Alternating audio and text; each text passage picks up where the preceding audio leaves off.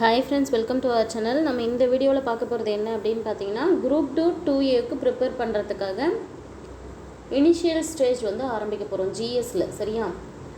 So ஜிஎஸ்சில் நமக்கு history, நவீன வரலாறு அப்படின்னு எடுத்துக்கும் போதே முதல் வார்த்தை என்ன கொடுத்துருப்பாங்க அப்படின்னு பார்த்தீங்கன்னா, ஐரோப்பியர்களின் வருகை அப்படின்னு சொல்லிட்டு ஒரு சிலபஸ், அந்த டாபிக் தான் கொடுத்துருப்பாங்க சிலபஸில். ஸோ அந்த ஐரோப்பியர்களின் வருகை அப்படின்னு பார்க்கும்போது நம்ம வந்து பார்த்திங்கன்னா 2 இடத்துல படிக்க வேண்டியதாக இருக்கும். ஒன்று வந்து பார்த்திங்கன்னா 8th ஸ்டாண்டர்டில் இருக்கக்கூடிய இந்த ஃபஸ்ட் லெசனு.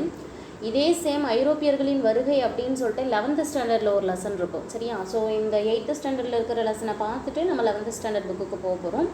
ஸோ இது எப்படி இருக்கும் அப்படின்னு பார்த்திங்கன்னா, இந்த ஐரோப்பியர்களின் வருகை இன்றைக்கி என்ன வந்து நம்ம லெசன் பார்க்குறோமோ அந்த லெசனுடைய ஒன்லைனரும் பார்த்திங்கன்னா உங்களுக்கு அடுத்த நாள்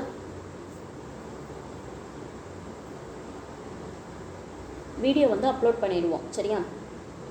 ஸோ அந்த மாதிரி தான் பிளான் பண்ணியிருக்கோம். பார்க்கலாம். ஃபஸ்ட்டு இந்த ஐரோப்பியர்களில் பார்த்திங்கன்னா டச்சுக்காரர்கள், டேனியர்கள், போர்ச்சுகீசியர்கள், ஆங்கிலேயர்கள், அந்த மாதிரி ஒவ்வொரு கிட்டத்தட்ட வந்து ஒரு 5-6 நாடுகள் வந்து நமக்கு பார்த்திங்கன்னா 5லேருந்து 6 அந்த மாதிரி வெவ்வேறு நாடுகள்லேருந்து வந்திருப்பாங்க. ஐரோப்பிய நாடுகளில் இருந்து சின்ன சின்ன வேறு வேறு நாடுகள்னு வச்சுக்கோங்களேன், அந்த மாதிரி. ஸோ இதுலேயே முதல்ல யார் வந்தாங்க, செகண்ட் யார் வந்தாங்க, யார் வந்து அதிகமான இடங்களை பிடிச்சாங்க, இந்தியா மேலே யார் அதிகமாக ஆதிக்கம் செலுத்தினாங்க, முதல்ல வந்து யார் துறைமுக நகரங்களை உருவாக்குனாங்க, அவங்கவுங்களுக்குன்னு தலைநகரங்கள் உருவாக்குனாங்க அப்படிங்கிறதெல்லாம் கன்ஃபியூஷன்ஸ் இருக்கும். ஸோ இந்த லெசனில் அதுக்கு எல்லாமே வந்து தெளிவான விளக்கங்கள் வந்து கொடுத்துருந்துருப்பாங்க. ரொம்ப பொறுமையாக ஒரு கிளாரிட்டியோடு இருக்கணும் அப்படின்னா வந்து நீங்கள் டைம் வந்து வேஸ்ட் ஆகுது அப்படின்னு நினைக்காம வீடியோவை ஸ்கிப் பண்ணாமல் ஃபஸ்ட்லேருந்து லாஸ்ட் வரைக்கும் பாருங்கள். ஐரோப்பியர்களின் வருகை அப்படிங்கிற லெசன் தான் பார்க்க போகிறோம். சரியா? 8th ஸ்டாண்டர்டில் இருக்கக்கூடிய முதல் லெசன், ஹிஸ்ட்ரியில் இருக்கக்கூடியது. ஸோ நவீன இந்திய வரலாறு அப்படிங்கிறது இந்த இடத்துல தான் ஆரம்பிக்கிற மாதிரி நமக்கு கொடுத்துருப்பாங்க. 18 மற்றும் 19ஆம் நூற்றாண்டுகளில் இந்தியாவிற்கு வருகை புரிந்த பல வெளிநாட்டு பயணிகள், வர்த்தகர்கள், சமய பரப்பாளர்கள் மற்றும் பொதுப்பணி ஊழியர்கள் நாட்டின் பல்வேறு பகுதிகளில் தாங்கள் பெற்ற அனுபவங்களையும் உணர்வுகளையும் விட்டு சென்றுள்ளனர். ஸோ 18ஆம் நூற்றாண்டு 19ஆம் நூற்றாண்டு இந்த 2 நூற்றாண்டுகளில் இந்தியாவுக்கு வந்து வெளிநாடுகள்லேருந்து நிறைய பேர் வந்திருக்காங்க. ஜஸ்ட் இங்கே இருக்கக்கூடிய இடங்களை சுற்றி பார்க்க வந்த பயணிகளாக இருக்கட்டும், இங்கே வர்த்தகம் செய்ய வந்த வர்த்தகர்களாக இருக்கட்டும், தங்களுடைய சமயங்களை பரப்ப முயற்சி செய்த சமய பரப்பாளர்கள், அதே போல் அரசு ஊழியர்கள், பொதுப்பணி ஊழியர்கள், இவங்க எல்லாருமே பார்த்திங்கன்னா நாட்டுடைய பல்வேறு பகுதிகளில் அவங்களுடைய அனுபவங்கள், தாங்கள் பெற்ற அனுபவங்கள் மற்றும் அவர்களது உணர்வுகள் எல்லாமே வந்து விட்டு சென்றிருக்காங்க அப்படின்னு சொல்கிறாங்க. நவீன கால வரலாற்று நிகழ்வுகளை அறிய சர்வதேச, தேசிய மற்றும் வட்டார அளவில் நமக்கு ஏராளமான ஆதாரங்கள் கிடைக்கின்றன. ஸோ நம்மளுடைய இந்தியாவுடைய நவீனக்கான வரலாறை பற்றி நம்ம தெரிஞ்சுக்கணும் அப்படின்னு நினைக்கும் போதே நமக்கு சர்வதேச அளவிலும் சரி, தேசிய அளவில், இந்திய அளவிலும் சரி, வட்டார அளவிலும் சரி நமக்கு ஏராளமான ஆதாரங்கள் கிடைச்சிருக்கு அப்படின்னு சொல்கிறாங்க. அந்த ஆதாரங்கள் வந்து எப்படி இருக்குது அப்படிங்கிறத முதல்ல சொல்லியிருப்பாங்க பாருங்கள். நவீன இந்திய ஆதாரங்கள், நவீன இந்தியாவின் வரலாற்று ஆதாரங்கள் நாட்டின் அரசியல், சமூக, பொருளாதார மற்றும் கலாச்சார முன்னேற்றங்களை பற்றி அறிய நமக்கு உதவுகின்றன.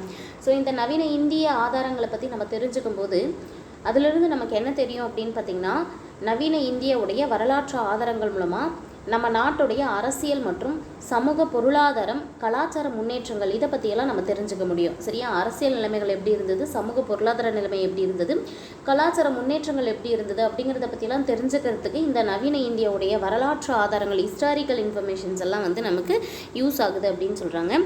தொடக்க காலத்திலிருந்தே போர்ச்சுகீசியர்கள், டச்சுக்காரர்கள், பிரெஞ்சுக்காரர்கள், டேனியர்கள் மற்றும் ஆங்கிலேயர்கள், ஸோ அந்த வரிசையும் நீங்கள் இந்த வரிசையும் படிக்கணும். எப்படி வந்து நம்ம பாலிட்டியில் அரசியலமைப்பில் வந்து அந்த 5 வார்த்தைகள் வந்து படிப்போம் இல்லையா, அந்த மாதிரி தான் இதை வந்து ஆர்டராக படிக்கணும். சரியா? தொடக்க காலத்திலிருந்து ஃபஸ்ட்டு பாருங்களேன், போர்ச்சுகீசியர்கள், டச்சுக்காரர்கள், பிரெஞ்சுக்காரர்கள், டேனியர்கள், ஆங்கிலேயர்கள். சரியா?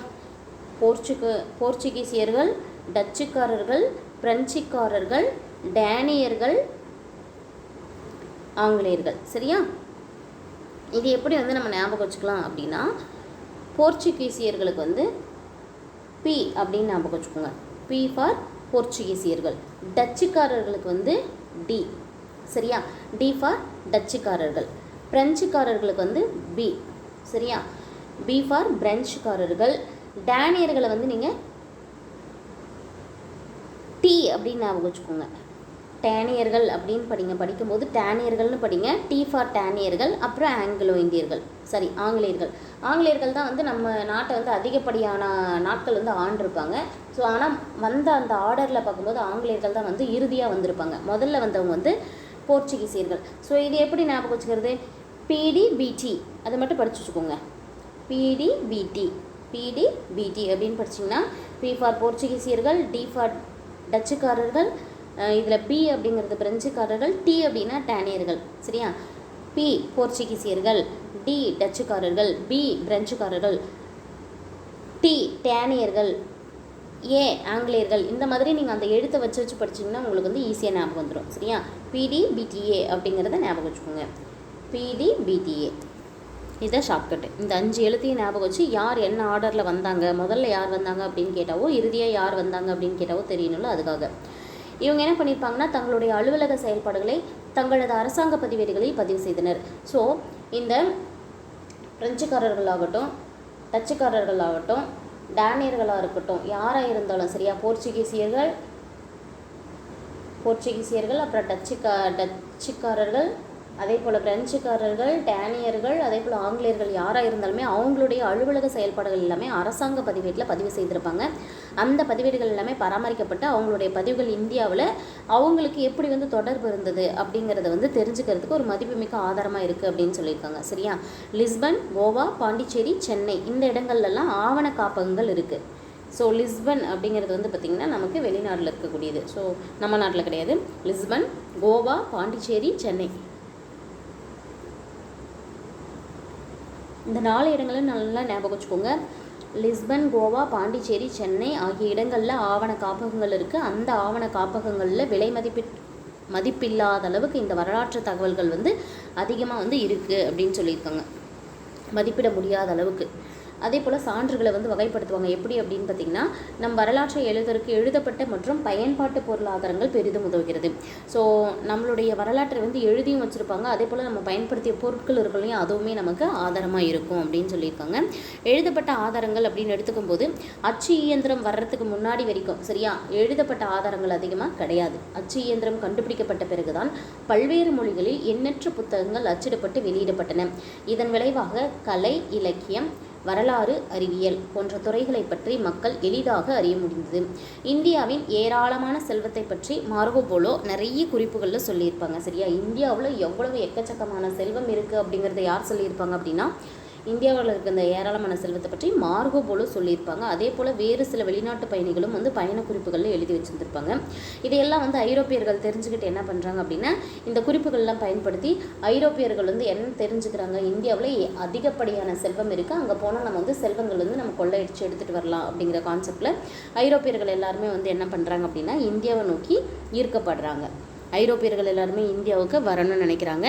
தமிழ் வரலாற்று குறிப்பாவணங்கள் அப்படின்னு எடுத்துக்கும்போது முக்கியமாக நம்ம மனதுக்கு ஞாபகம் வர வேண்டிய ஒரு பெயர் யார் அப்படின்னு பார்த்தீங்கன்னா ஆனந்தரங்கம். இவரை பற்றி நம்ம தமிழ்லையுமே அதிகப்படியாக படிச்சிருப்போம் கிளியராக. ஸோ ஆனந்தரங்கம் பார்த்திங்கன்னா பாண்டிச்சேரியில் வந்து பிரெஞ்சு காலத்தில் அவங்களுடைய வர்த்தகத்தில் மொழிபெயர்ப்பாளர், அதாவது துபாஷ் அப்படின்னு சொல்லுவாங்க, துவிபாசி அப்படின்னு சொல்லி நம்ம தமிழில் படிச்சுருந்துருப்போம். மொழிபெயர்ப்பாளர், அதாவது பிரெஞ்சு மொழியும் தெரிஞ்சு வச்சுருப்பார், அவர் தமிழ் மொழியும் தெரிஞ்சு வச்சுருப்பார். ஸோ தமிழர்கள் பேசுகிறது வந்து பிரெஞ்சுக்காரர்களுக்கும், பிரெஞ்சுக்காரர்கள் பேசுகிறது தமிழர்களுக்கும் வந்து அவங்க மொழிபெயர்ப்பு செய்வதற்காகவே இருந்தவர் தான் பார்த்திங்கன்னா ஆனந்தரங்கம் அவர்கள். இவங்களை வந்து மொழிபெயர்ப்பாளராக வச்சுருந்துருப்பாங்க. அதுக்கு பேர் துபாஷ் அப்படின்னு சொல்லுவாங்க. இவர் கிட்டத்தட்ட 1736 1760 வரைக்கும் அவர் வந்து என்ன பண்ணியிருப்பார் அப்படின்னா, பிரெஞ்சுக்காரர்களுக்கும் இந்தியாவுக்கும் இருந்த உறவுமுறை எப்படி இருந்தது அப்படின்னு தினசரி அவருடைய குறிப்புகளில் குறித்து வச்சுருந்துருப்பார். அதுதான் கொடுத்துருக்காங்க இந்த இடத்துல.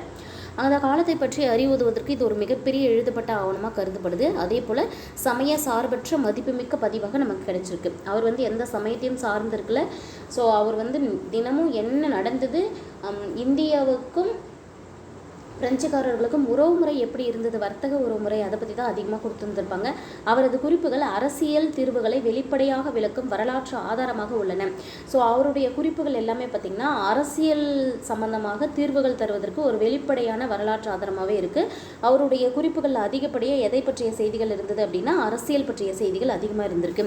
எழுதப்பட்ட ஆதாரங்கள் என்பவை ஸோ எழுதப்பட்ட ஆதாரங்களில் வேறு பார்க்கும்போது என்னென்ன இருக்குது அப்படின்னா இலக்கியங்கள், பயண குறிப்புகள், நாள் குறிப்புகள், சுயசரிதைகள், துண்டு பிரசுரங்கள், அரசாங்க ஆவணங்கள், கையெழுத்து பிரதிகள், இது எல்லாமே வந்து எழுதப்பட்ட ஆவணங்களில் அடங்கும் அப்படின்னு கொடுத்துருக்காங்க.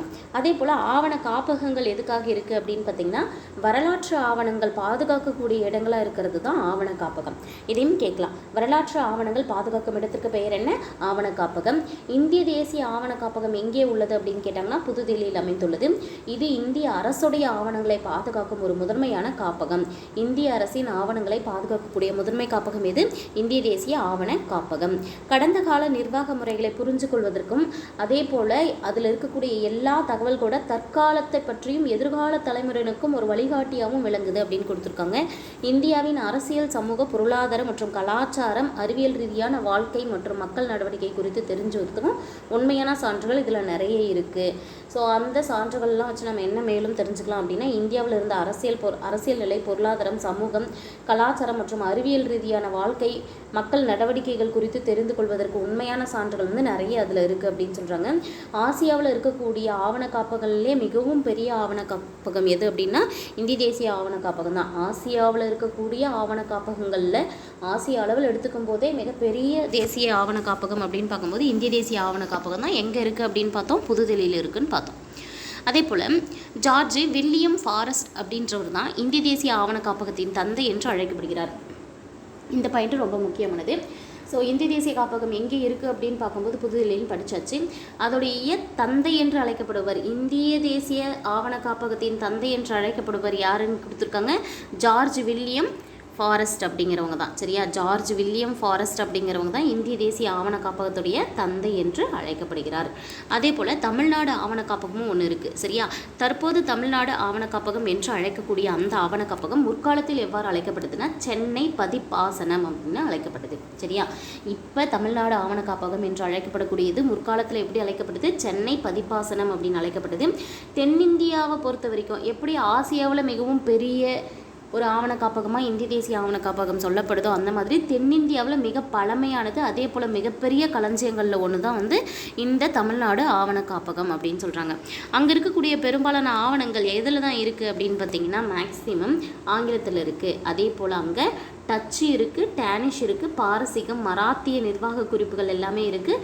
பிரெஞ்சுக்காரர்கள், போர்ச்சுகீசியர்கள் மற்றும் தமிழ் மற்றும் உருது இந்த மொழி எல்லாமே வந்து அங்கே குறிப்புகள் அடங்கியிருக்கு. பிரெஞ்சுக்கார, போர்ச்சுகீசிய மற்றும் தமிழ், உருது மொழிகளும் உள்ளன அப்படின்னு கொடுத்துருக்காங்க. தமிழ்நாடு ஆவண காப்பகத்தில் 1642ஆம் ஆண்டு டச்சு பதிவுகளின் தொகுப்புகள் உள்ளன. ஸோ தமிழ்நாடு ஆவண காப்பகத்தில் ஒரு முக்கியமான பதிவு தொகுப்பு இருக்குது. என்ன பதிவு தொகுப்பு அப்படின்னு பார்த்தீங்கன்னா டச்சுக்காரர்களுடைய பதிவு தொகுப்பு. அதுவும் எந்த இயரை சேர்ந்தது அப்படின்னு பார்க்கும்போது 1642ஆம் ஆண்டை சேர்ந்த ஒரு டச்சு பதிவு தொகுப்பு இருக்குது. கொச்சி மற்றும் சோழமண்டல கடற்கரையில் உள்ள இடங்களுடன் தொடர்புடையது. ஸோ இந்த ஆவணம் ஒரு ஆவண காப்பகத்துக்குள்ளார ஒரு முக்கியமான தொகுப்பு இருக்குன்னு சொன்னோம் இல்லையா, டச்சுக்காரர்களுடைய பதிவு செய்யப்பட்ட தொகுப்புகள். அந்த பதிவு தொகுப்புகளில் முக்கியமாக சொல்லப்பட்டிருக்கிற இடங்கள் எது அப்படின்னு பார்த்தா கொச்சி மற்றும் சோழமண்டல கடற்கரையோடு தொடர்பு படுத்தி தான் அந்த குறிப்புகள் இருக்குது. அந்த பதிவுகளுடைய ஆண்டுகள் தெரிஞ்சு வச்சுக்கணும். 1657லிருந்து 1845 வரைக்கும். டச்சுக்காரர்களை முடிச்சு அடுத்து பார்க்குறது என்ன அப்படின்னா டேனிஷ் அவர்களுடைய பதிவுகள்னு பார்க்கும்போது 1777, அதாவது 1777லேருந்து 1845. இதுவுமே பார்த்திங்கன்னா 1845 தான், இதுவும் 1845 தான். பட் இங்கே 1657, இங்கே 1777. அந்த காலப்பகுதியை ஞாபகம் வச்சுக்கணும். அடுத்தது பாருங்களேன், டாட்வெல் என்பவரின் பெரும் முயற்சியால் 1917ஆம் ஆண்டு சென்னை நாட்குறிப்பு பதிவுகள் வெளியிடப்பட்டது.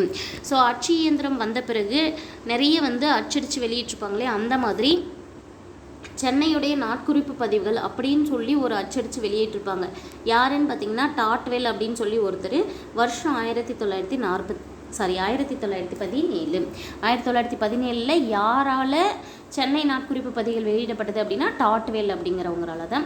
வரலாற்று ஆராய்ச்சி ஊக்குவிக்கிறதுல அவருக்கு இருந்த ஒரு மிகப்பெரிய ஆர்வத்தினால தான் இந்த வரலாற்று குறிப்பு வந்து வெளியிடப்பட்டதுன்னு சொல்கிறாங்க. தமிழ்நாடு ஆவண காப்பக வரலாற்றின் ஒரு புதிய அத்தியாயத்தை தொடங்கி வைத்தவர் யாருன்னு பார்த்தீங்கன்னா அந்த இங்கே பார்த்தோம் இல்லையா டாட்வெல் அப்படின்னு சொல்லிட்டு ஒருத்தர், அவர் தான். சரியா? தமிழ்நாடு ஆவண காப்பக வரலாற்றிலேயே ஒரு புதிய அத்தியாயத்தை தொடங்கி வைத்தவர் யார்? டாட்வெல் அப்படின்றவங்க தான், ஞாபகம் வச்சுக்கோங்க. அதே போல் இப்போது எழுதப்பட்ட ஆவணங்கள் அல்லது அச்சடிப்பட்ட ஆவணங்கள் பார்த்தாச்சு. பயன்பாட்டு பொருளாதாரங்கள். பயன்பாட்டு பொருளாதாரங்கள் அப்படின்னு எடுத்துக்கும் போது ஓவியங்களை சொல்லலாம், சிலைகள் சொல்லலாம். நவீன இந்திய வரலாற்றின் முதன்மையான ஆதாரங்களாக இருக்கிறதே பார்த்திங்கன்னா ஓவியங்களும் சிலைகள் தான். இதில் பார்த்திங்கன்னா யாரோட ஓவியங்கள் சிலைகள்லாம் இருக்குன்னா தேசிய தலைவர்களுடைய சாதனைகள், வரலாற்று பிரமுகர்கள் பற்றிய தகவல்கள் நமக்கு நிறைய கிடச்சிருக்கு. சரியா, தேசிய பிரமுகர்களுடைய சாதனைகளும் வரலாற்று பிரமுகர்களுடைய தகவல்கள் நிறைய நமக்கு இதன் மூலமாக கிடைச்சிருக்கு.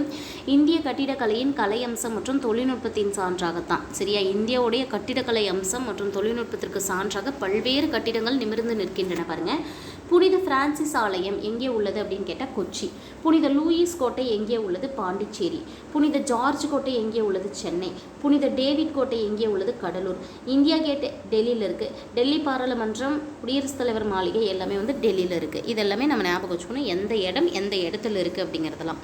சமயம், கலாச்சாரம், வரலாற்று மதிப்புமிக்க மற்ற பொருள் மூலங்கள் சேகரிக்கப்பட்டு அவை அருங்காட்சியகத்தில் பாதுகாக்கப்படுகின்றன. ஸோ இந்த புத்தகங்கள், ஓவியங்கள், கலைகள் இது மட்டும்தானா அப்படின்னு பார்த்தீங்கன்னா அதை தவிர்த்து சமயம், கலாச்சாரம், வரலாற்று மதிப்புமிக்க மற்ற பொருள்களுடைய மூலங்கள் எல்லாமே சேகரிக்கப்பட்டு அவை அனைத்தும் அருங்காட்சியகத்தில் பாதுகாக்கப்படுகின்றன. இந்த அருங்காட்சியகங்கள் நமது கலாச்சாரத்தை பாதுகாத்து மேம்படுத்த உதவுகின்றன. ஸோ இந்த அருங்காட்சியகங்கள்லாம் எதுக்கு உதவுது? நமது கலாச்சாரத்தை பாதுகாத்து மேம்படுத்துறதுக்கு உதவுது. டெல்லியிலே உள்ள மிகப்பெரிய அருங்காட்சியகம். ஸோ டெல்லியில் பார்த்திங்கன்னா ஒரு மிகப்பெரிய அருங்காட்சியகம் இருக்குது, ஞாபகம் வச்சுக்கோங்க. டெல்லியில் இருக்கக்கூடிய மிகப்பெரிய அருங்காட்சியகம் தான் இந்தியாவை பொறுத்த வரைக்கும் ஒரு மிகப்பெரிய தேசிய அருங்காட்சியகமாக இருக்குது. இந்த டெல்லியில் இருக்கக்கூடிய தேசிய அருங்காட்சியகம் எப்போது தொடங்கப்பட்டது அப்படின்னா 1949ஆம் ஆண்டு நிறுவப்பட்டது. நிர்வாக வரலாற்றை அறிய ஒரு சிறந்த ஆதாரமாக இருப்பது எது அப்படின்னு பார்க்கும்போது நாணயங்கள். நாணயங்கள் ரொம்ப முக்கியமானது. நவீன இந்தியாவின் முதல் நாணயம் கிபி 1862ஆம் ஆண்டில் ஆங்கிலேய ஆட்சியில் வெளியிடப்பட்டது. நவீன இந்தியர்களுடைய முதல் நாணயம் எப்போது வெளியிடப்பட்டது? 1862. ஞாபகம் வச்சுக்கோங்க, நவீன இந்தியாவின் முதல் நாணயம் எப்போது வெளியிடப்பட்டது? 1862ஆம் ஆண்டு. யாருடைய ஆட்சி காலம் அப்படின்னு ஞாபகம் வைங்க, ஆங்கிலேய ஆட்சி காலத்தில். ராணி விக்டோரியாவுக்கு பிறகு அரியணை ஏறிய மன்னர் யாருன்னு கேட்டாங்கன்னா 7ஆம் எட்வர்டு. ராணி விக்டோரியாவுக்கு பிறகு அரியணை ஏறிய மன்னர் யார்? 7ஆம் எட்வர்டு. தனது உருவம் தாங்கிய நாணயத்தை வெளியிட்டார். 7ஆம் எட்வர்டு தான் ஃபஸ்ட்டு பார்த்திங்கன்னா உருவம் தாங்கிய நாணயத்தை வெளியிடுறாங்க. ரிசர்வ் வங்கி 1935இல் முறையாக நிறுவப்பட்டது. ஸோ ரிசர்வ் வங்கி எந்த ஆண்டு நிறுவப்பட்டது? 1935. இந்திய அரசுடைய ரூபாய் நோட்டுகள் எல்லாம் வெளியிடும் அதிகாரம் பெற்றது எப்போதுன்னு பார்த்திங்கன்னா 1935. யாருக்கு கிடைத்தது? ரிசர்வ் வங்கிக்கு. மன்னர் 6ஆம் ஜார்ஜ் உருவம் தாங்கிய இந்தியாவின் முதல் 5 ரூபாய் நோட்டு எப்போது வெளியிடப்பட்டது அப்படின்னு பார்த்தீங்கன்னா ஜனவரி மாதம் 1938 ரிசர்வ் வங்கியால் வெளியிடப்பட்டது. யாருடைய உருவம் பொறித்தது? 6ஆம் ஜார்ஜ் அப்படின்னு சொல்லக்கூடிய மன்னருடைய உருவம் பொறித்த இந்தியாவின் முதல் 5 ரூபாய் நோட்டு, நாணயம் கிடையாது, 5 ரூபாய் நோட்டு, ஞாபகம் வச்சுக்கோங்க. ரொம்ப முக்கியமான கேள்வி இது. 1690 புனித டேவிட் கோட்டை ஆங்கிலேயரால் கடலூரில் கட்டப்பட்டது. நம்ம முன்னவே பார்த்தோம் புனித ஜார்ஜ் கோட்டை எங்கே இருக்குது, செயின்ட் தாமஸ் கோட்டை எங்கே இருக்குது, செயின்ட் ஜார்ஜ் கோட்டை எங்கே இருக்குது அப்படின்லாம் பார்த்தோம். புனித டேவிட் கோட்டை ஆங்கிலேயர்களால் கட்டப்பட்டது, கடலூரில் கட்டப்பட்டது, 1690 கட்டப்பட்டது. ஞாபகம் வச்சுக்கோங்க, கடலூரில் இருக்கக்கூடிய புனித டேவிட் கோட்டை எப்போது கட்டப்பட்டது? 1690. யார் கட்டினது? ஆங்கிலேயர்கள். அடுத்து இந்த பேஜில் பாருங்கள், ஐரோப்பியர்களுடைய வருகை. சரியா, ஐரோப்பியர்களுடைய வருகை எப்படி தொடங்குது அப்படின்னு பார்த்தீங்கன்னா கிபி 1453. எந்த ஆண்டு? கிபி 1453 துருக்கியர்களால் கான்ஸ்டான்டினோபிள் அப்படிங்கிற பகுதி கைப்பற்றப்படுது. ஸோ கான்ஸ்டான்டினோபிள் அப்படிங்கிற பகுதியை துருக்கியர்கள் 1453 கைப்பற்றிய உடனே என்ன ஆகுது அப்படின்னு பார்த்தீங்கன்னா இந்தியாவிற்கும் ஐரோப்பாவிற்கும் இடையிலான நிலவழி மூடப்படுகிறது. ஸோ வர்த்தகத்திற்காக நிலவழியை நம்பியிருந்த இந்தியாவிற்கும் ஐரோப்பாவிற்கும் இடையான வழி வந்து மூடப்படுது. துருக்கி வட ஆப்பிரிக்காவிலும் பால்கான் தீபகற்பத்திலும் நுழைந்தது. துருக்கி என்ன பண்ணுறாங்க அப்படின்னா வட ஆப்பிரிக்காவிலையும் பால்கான் தீபகற்பத்திலையும் போகிறாங்க. இது ஐரோப்பிய நாடுகளை வந்து கிழக்கு நாடுகளுக்கு புதிய கடல் வழி கண்டுபிடிக்க தூண்டுது. சரியா, ஸோ இதன் மூலமாக என்ன ஆகுது இந்த பிரச்சனைனால பார்த்தீங்கன்னா கிழக்கு பகுதியில் இருக்கக்கூடிய நாடுகளுக்கு வர்றதுக்கு நம்ம என்ன பண்ணணும் அப்படின்னா நிலவழியை நம்பாமல் கடல் வழியை கண்டுபிடிக்கணும் அப்படின்னு முடிவு செய்கிறாங்க. அந்த மாதிரி கடல் வழி வந்து கண்டுபிடிக்கவும் படுது. பாருங்கள், போர்ச்சுகல் தான் வந்து போர்ச்சுகீசியர்கள் தான் முதல்ல ஐரோப்பிய நாடுகளிலிருந்து இந்தியாவுக்கு வரக்கூடியவங்க.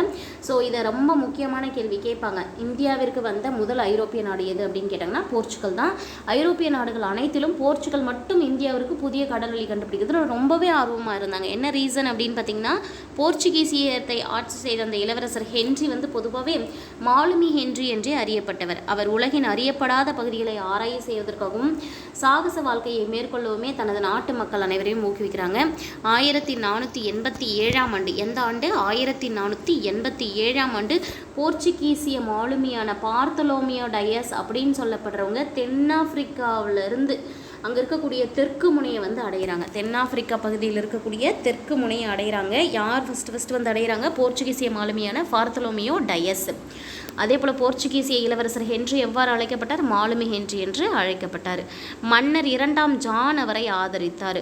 இங்கே தென்னாப்பிரிக்காவில் இருக்கக்கூடிய தெற்கு முனையை வந்து அடையும் போது அவருக்கு அடைக்கலம் கொடுத்தது யாருன்னு பார்த்தீங்கன்னா மன்னர் 2ஆம் ஜான் அப்படிங்கிறவங்க தான். அடுத்து பாருங்கள், வாஸ்கோடகாமா பற்றி கொடுத்துருப்பாங்க.